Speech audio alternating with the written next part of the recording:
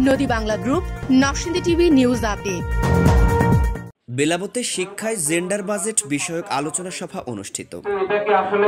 Budget বাড়ুক শিক্ষায় নারী পুরুষ সমতায়, এই প্রতিপাদ্যকে সামনে রেখে 18 ডিসেম্বর সকাল 11টায় শিক্ষায় জেন্ডার বাজেট বিষয়ক আলোচনা সভা অনুষ্ঠিত হয়েছে।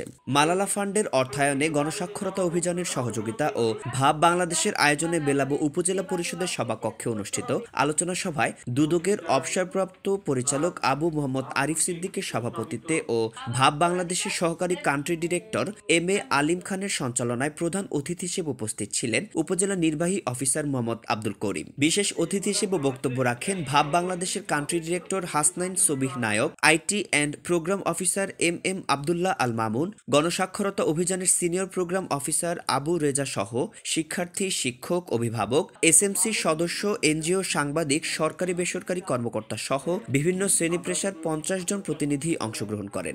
আর নয় ভাড়া বাড়ি, এবার ভাড়ার টাকায় নিজের বাড়ি, নগদ অথবা কিস্তিতে বুকিং দিয়ে আপনিও হতে পারেন একটি ফ্ল্যাটের গর্বিত মালিক। নদী বাংলা গ্রুপ, সঠিক নির্মাণে অঙ্গীকারাবদ্ধ। অনুষ্ঠানে বক্তারা নারী পুরুষের বৈষম্য তুলে ধরে জেন্ডার বাজেটের বিভিন্ন দিক আলোচনা করে এবং শিক্ষায় জিডিপির ন্যূনতম 4% বরাদ্দের জন্য সরকারের প্রতি অনুরোধ করেন।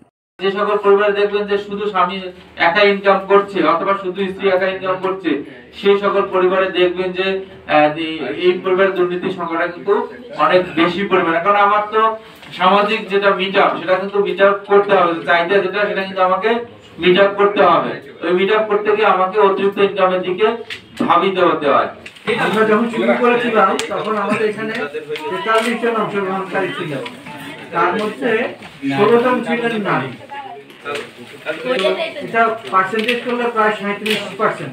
অর্ধেকটা অংশকে যদি আমরা ইচ্ছাকৃতভাবে ঘরবন্দি করে রাখি, তাহলে আর যাই হোক অগ্রগতি এবং উন্নয়ন কোনোটাই সম্ভব না।